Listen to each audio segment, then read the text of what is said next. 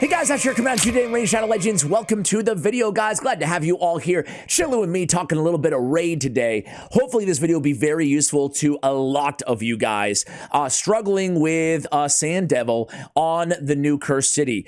We have an old school epic who can just solo this dude like a boss, so you can unvault him.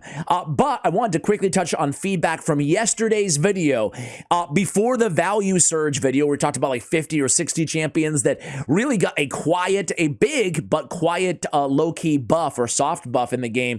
I asked how you were enjoying Centranos, the Cursed City, and for the first time in a long time in this game, most of you guys were really enjoying the new content, so that's good to hear. For me, it's refreshing to hear rather than just complaints. Now, that being said, there were a lot of you guys that had critique as well that I actually agree with.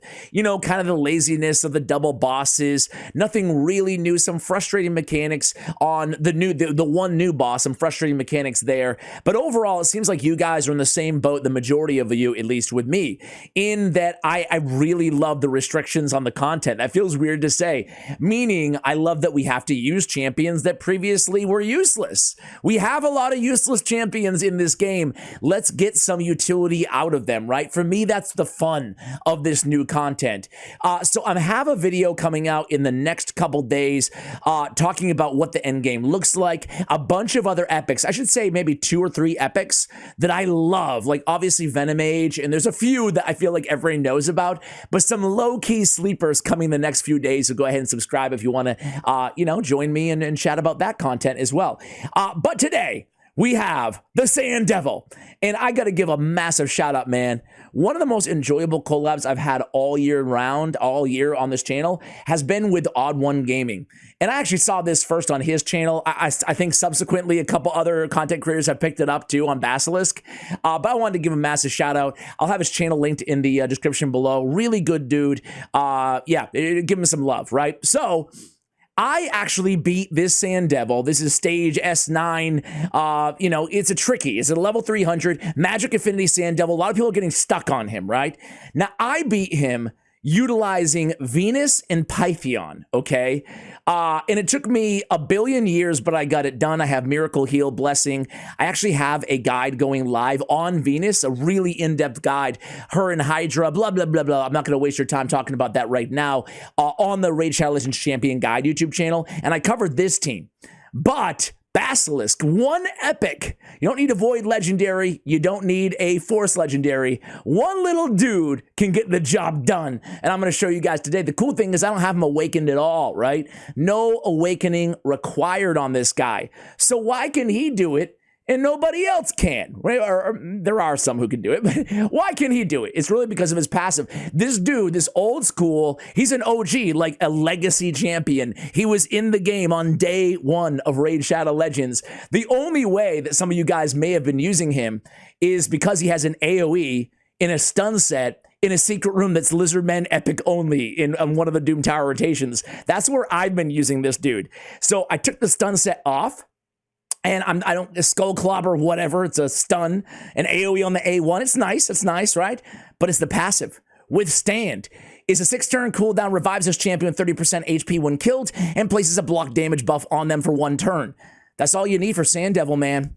He comes in with that really big nuke, and you die, and he's back to life. That's it. That's it, guys. And that allows him to be able to solo this boss. Let me go ahead and show you the build, and then we'll show you the run, and we can make it a short video today. What do you guys say? If you're looking for more content, I got plenty of it. Check out Raid Champion Guide's channel, or check out the video from yesterday in case you missed it. Regeneration in Immortal, obviously. He's going to need to heal himself back up, right? And total stats are going to be, I'm shooting for around 70k on the HP. I have him at 251 speed. I saw a couple other creators recommend around 260, 270 speed. I've tried the run a few times. It has not failed with 251, but the faster the better, to make sure, most importantly, that we're taking those 6 turns between his big hard-hitting attacks, the Sand Devil. That way we can revive off that passive. If that doesn't happen, we're going to fail this run. So that's all we really care about, right? That's it. HP, speed, Immortal, regeneration. Pretty obvious build here. We have HP percentage. We have speed on the boots. We have HP on the banner, HP on the amulet, HP on the ring. I don't even worry so much about his crit rate, crit damage. The damage here is coming from War Master. This is what we have for masteries. I would say I have him built right now that he counterattacks a lot. I would say probably a better build, especially if you're borderline with the gear that you have, would be go up there, grab Steadfast, grab the extra HP, and go support tree, right? But as it stands right now, pretty basic. As I cut myself off, you can see I just went down and picked up War Master for some damage, and you know, I have Life Drinker as well, right? That's basically it. All right, let's go ahead and show you the run, right? So it's gonna be pretty dang boring. Now, if you have a speed aura or something like that champion, you can add them to the squad as well. He actually does not get one shot there. The cool thing is being Force Affinity, he's also a strong affinity matchup, so he might not always even die on the big hit. So that's even better, right? Who cares?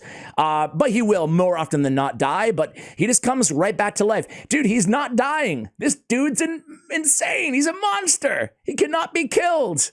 All right, can you please die so we can see you revive yourself? As if the people don't know what a reviving Basilisk looks like here, right? He has his debuffs, doesn't matter. Comes back to life, got the block damage, heals himself back up, rinse and repeat. That's basically it, guys. That's the name of the game. And again, at 251 speed, at least me, I found that, you know, small sample size, I think the faster the better on this dude. But you can see right there, he falls, he comes back to life. I haven't had a fail yet, and it hasn't seemed like it's been super close to me in terms of any fails on this run. So enjoy, guys, enjoy. It's nice too, because it's pretty easy to do this, right? It's like, it's not rocket science, right? Unfortunately, you can't slap on, if you do have blessings, you can't slap on a smite, right, on this dude, a brimstone. That would be really nice. But if you do have blessings, I don't think it matters that much. I think you might just want to go for some, maybe like a damage a blessing, perhaps. But I don't think it's really going to matter all that much, you know, crushing rend or something. Either way, guys, I am going to cut here and come back to you guys at the end of this run. How many turns do you think it's going to take on this dude? I'm going to guess 550. Be right back.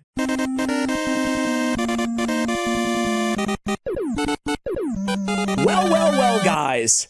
I think I said 1,100 turns, right? Is that what I said? 1,100? I don't know. It's been about 23 minutes or so since I left you guys. But hey, the dude got the job done. And that's all that matters at the end of the day, especially if this is basically locking out Soul Cross, like the last area on Curse City for you guys.